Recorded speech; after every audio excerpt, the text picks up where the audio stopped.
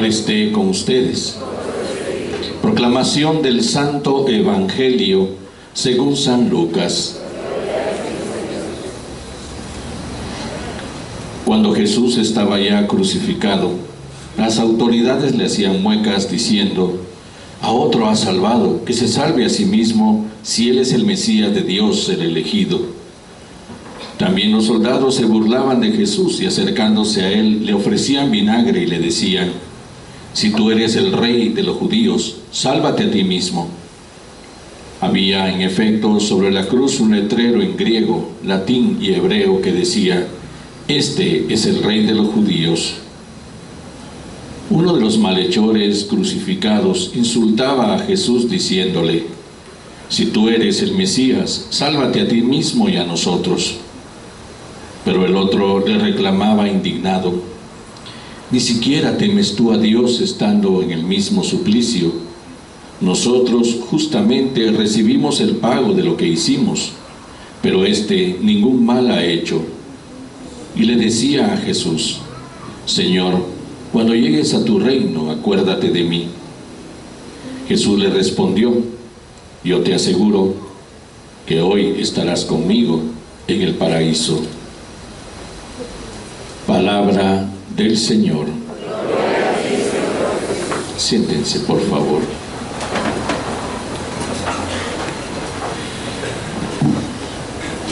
La munición de entrada nos puso delante de este día.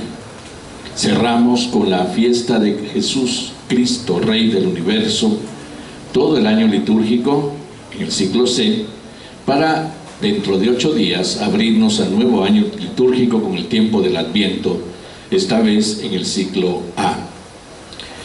Y esta fiesta quiere ser el culmen de todo nuestro camino de reflexión del Evangelio durante todo este año litúrgico.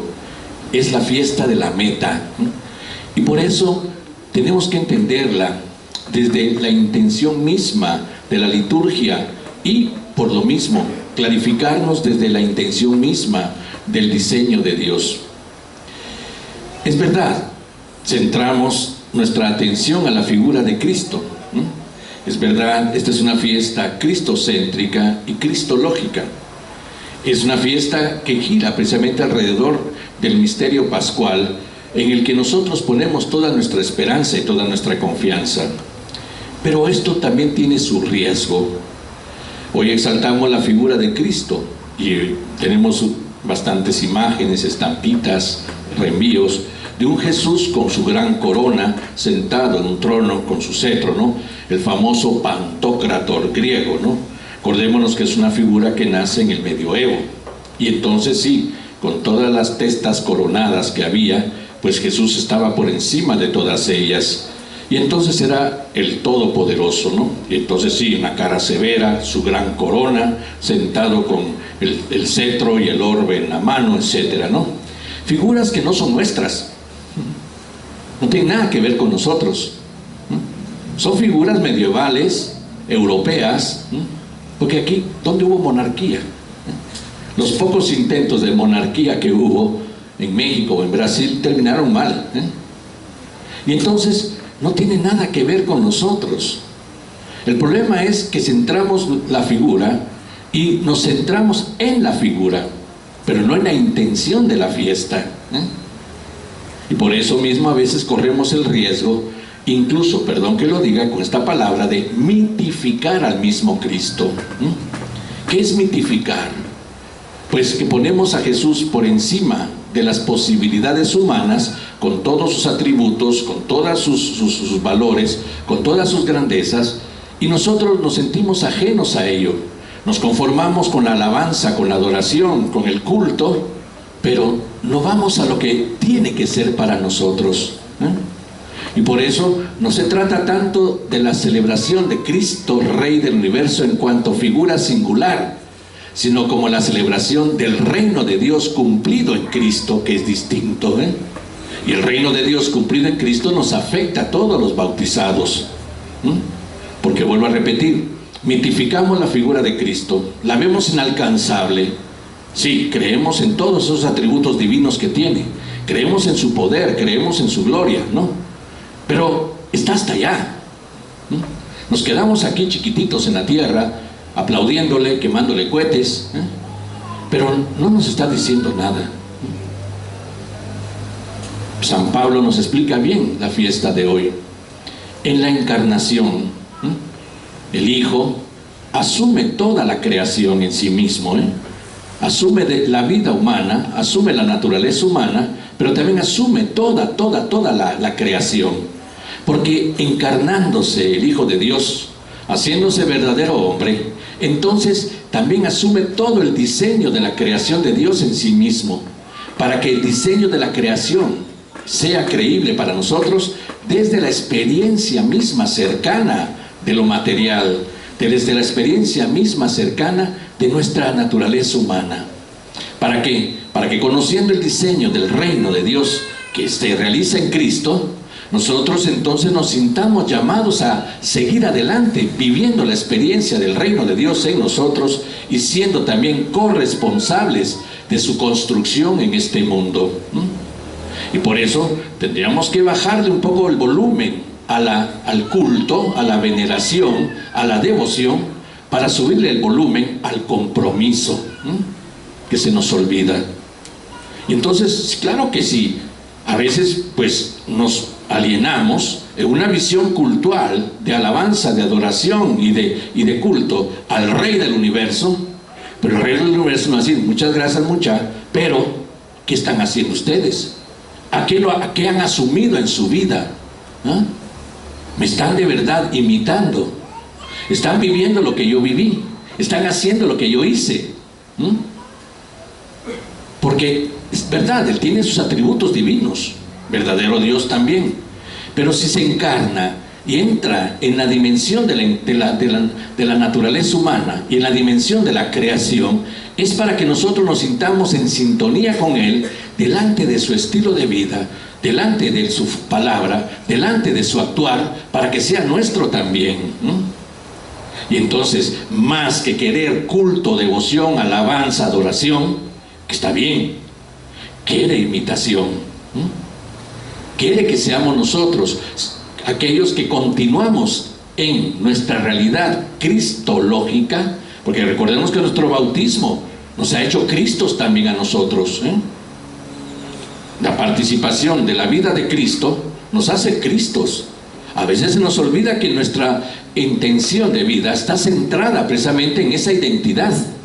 Y por lo tanto, entonces, la realeza de Cristo, que no es una realeza de coronas, ni de cetros, ni de orbes, sino es una realeza de dominio, pero vamos a entender bien ese sentido de dominio, es precisamente entendernos nosotros también como partícipes de su mismo estilo de vida.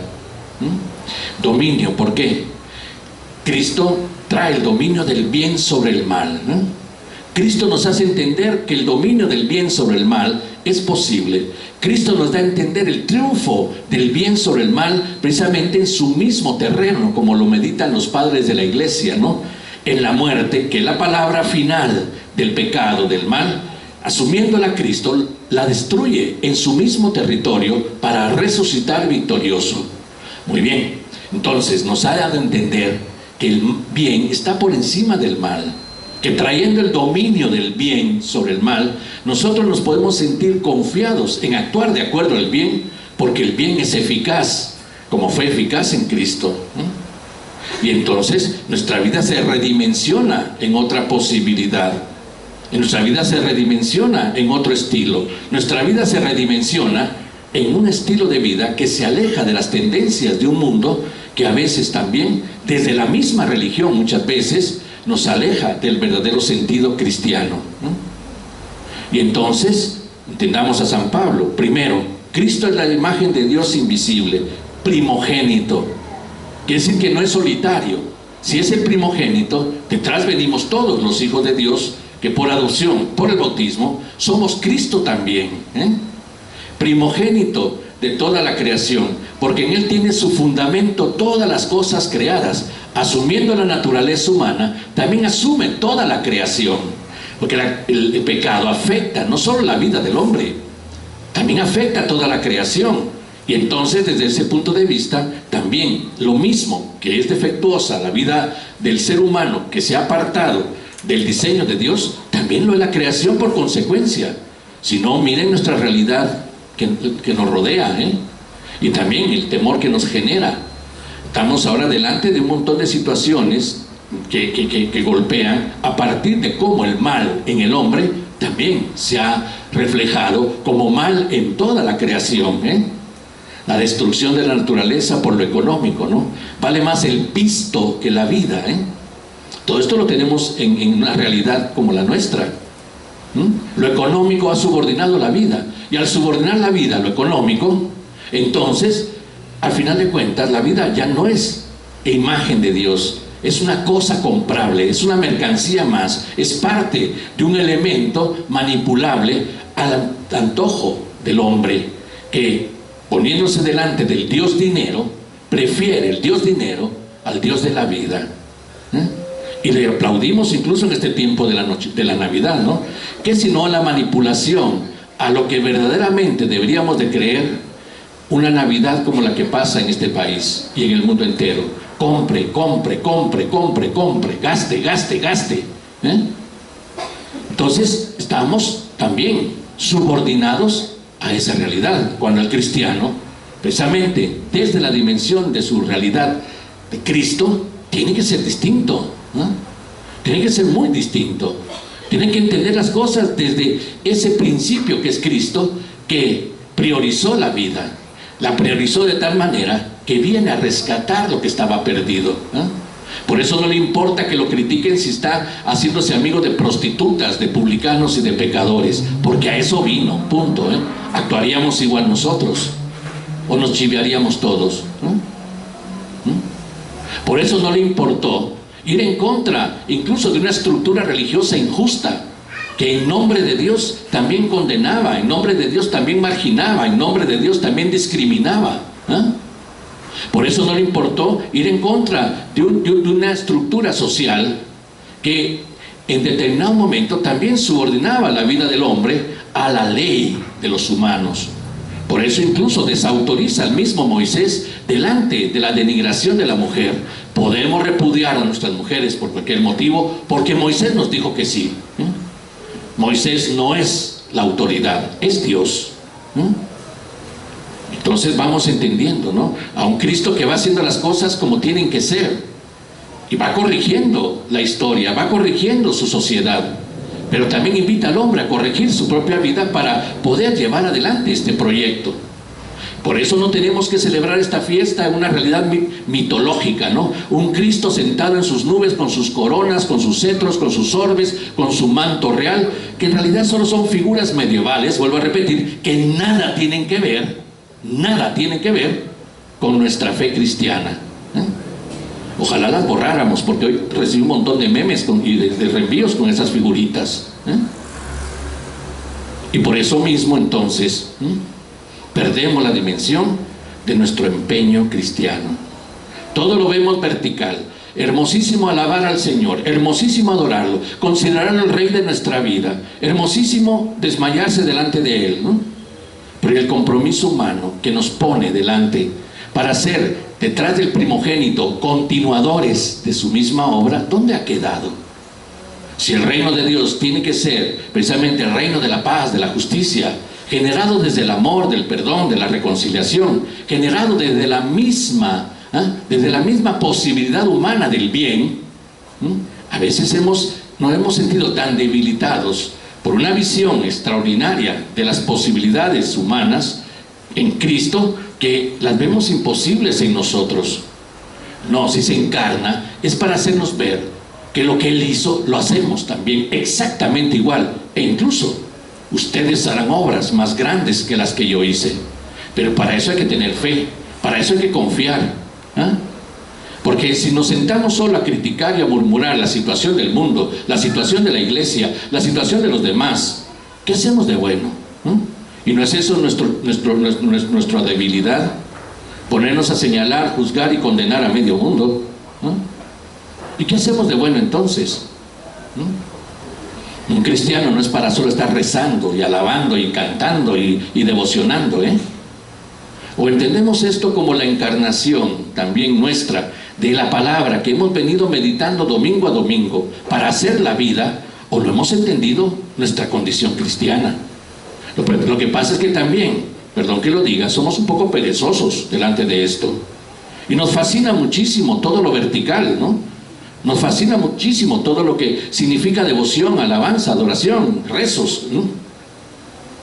Pero nos cuesta mucho comprender que por encima de eso, y con mayor valor que eso, y con mejor intención que esa, Dios nos envía a Jesucristo para que en Él veamos precisamente qué es lo que es el diseño original de lo que Él quiso para nosotros, y entonces también nos empeñemos en construirlo junto con Él. Queremos la felicidad, ahí está la felicidad. Mi alegría va a estar en ustedes, y la alegría que ustedes buscan llegará a su plenitud. ¿Cómo, Señor? Ámense como yo los he amado. Eso es el reino de Dios, ¿eh? Por la verdad, ustedes van a ser libres. Somos libres ahora, ¿eh? Pensémoslo. ¿Somos libres o somos sujetos a las tendencias sociales, a las opiniones de los demás? Pero por la verdad serán libres. El Evangelio es la verdad. Cristo es el Evangelio viviente que nos lleva a conocer la verdad para ser libres. Y no es la libertad una exigencia de nuestra misma condición humana. Entonces, no es precisamente para ver todo solo en Jesús, sino desde Jesús para nosotros. Entonces San Pablo dirá que es el primero de muchos hermanos.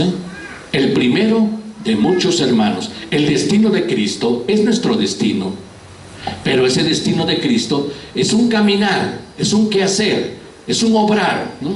Y por eso el Evangelio, como hemos dicho otras veces acá, no es solo una lectura. El Evangelio es un observatorio para aprender a vivir, ¿no? Desde Cristo, Señor de la vida, ¿eh? Y está bien que lo alabemos, está bien que lo adoremos. Todo eso obviamente es parte precisamente de esa admiración que tenemos a Él en cuanto Redentor y Salvador nuestro, ¿no? Está bien que sea el Señor de nuestra vida, pero si es el Señor de nuestra vida, ¿por qué sigo siendo quien soy? Domina mi vida desde el bien. Entonces no tengo que estar diciendo es el Señor de mi vida cuando no estoy dispuesto a vivir lo que Él vive, ni hacer lo que Él hace, ni actuar como Él actúa, porque si es el Señor de mi vida, entonces es porque tengo disponibilidad de transformarla para hacerla como Él. Y en esto tienen culpa el tanto grupito y tanto movimientito sentimental, emocional, biblista, pero que no lleva a ninguna parte. Entonces reconsideremos esta fiesta, no para estar viendo al cielo, sino para vernos a nosotros mismos delante de nuestra condición cristiana, delante de lo que podemos hacer. Harán cosas más grandes que las que yo hice. Tenemos la confianza de que de verdad es así. Pues empecemos. Queremos paz, construyamos paz. Queremos justicia, construyamos justicia. Dejemos de estar hablando y criticando a la sociedad, el gobierno, la iglesia, los vecinos y todo lo demás, que al final de cuentas es solo una forma de ponernos ajenos a nuestros propios errores, a nuestras propias debilidades, a nuestros propios caprichos, para cambiar nosotros primero, si de verdad Jesús es el Rey de mi vida, y entonces desde el cambio en mi vida, entonces obrar de acuerdo a como Jesús obró, para también contribuir al cambio de una historia, al cambio de una sociedad. Eso es el reino de los cielos. No es algo de nubes y estrellitas y angelitos, ¿no? Es una realidad de vivencia humana, porque la creación viene a ser transformada a lo perfecto. Y en Cristo tenemos precisamente la figura de lo perfecto. Y esa es la promesa.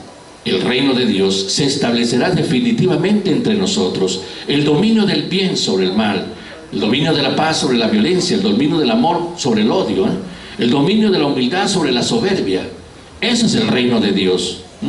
Y si estamos de acuerdo, entonces también nosotros tenemos que poner de nuestra parte para que eso se haga realidad. Y si no estamos de acuerdo, Dios continuará su obra como sin nosotros. Pero no seamos de los que nos quejamos todos los días de una realidad de la que no movemos ni siquiera un dedo para que se arregle, empezando incluso por nuestro propio núcleo familiar, donde tantos conflictos y problemas existen. Entonces, perdón que les haya hablado así, pero es que en realidad si no nos centramos en la identidad que nos mueve a venir a misa todos los domingos y que nos empeña precisamente a un testimonio de Cristo, porque lo soy en medio del mundo, entonces todavía no he crecido en mi fe. Y entonces tengo que pedirla.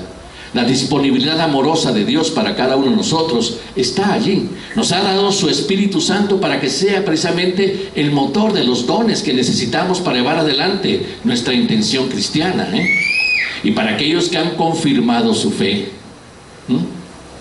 los que han confirmado su fe, el bautismo nos injerta en Cristo, es iniciativa de Dios, nos hace partícipes de la vida de Cristo resucitado y nos configura en Cristo. Pero la decisión de ser discípulo de Cristo, que es la confirmación, esa es una decisión libre, que tengo que tomar desde una conciencia de libertad y no de obligación. No se trata de que mi papá, mi mamá, mi tía, mi abuelita y todos querían que yo fuera confirmado. No. Este año tuve una discusión muy fuerte con una mamá en un colegio.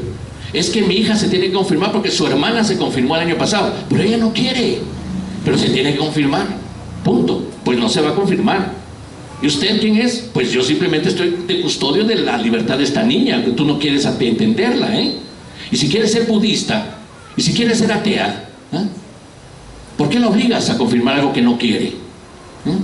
Pero que se ha confirmado, espero que lo haya hecho porque quiso, porque movió su libertad hacia eso, y entonces lo configura como discípulo de Cristo. Y entonces sí, continuador de la obra de Cristo. No es un adorno religioso haber sido confirmado. Entra en la dimensión también del don de Dios, es sacramento, por lo tanto gracia, fuerza. Voy a estar contigo todos los días hasta el final, tranquilo. En ti hemos invocado la fuerza de Cristo Salvador el día de tu bautismo. Y la confirmación te hace precisamente capaz, por la acción del Espíritu en tu vida, de llevar adelante el diseño y el proyecto de Dios en tu vida. Y eso es el reino de los cielos. Y a eso nos tenemos que centrar el día de hoy. No a lo vertical, sino con los pies en la tierra. Desde nuestra identidad de Cristos, vamos a confirmar nuestra fe.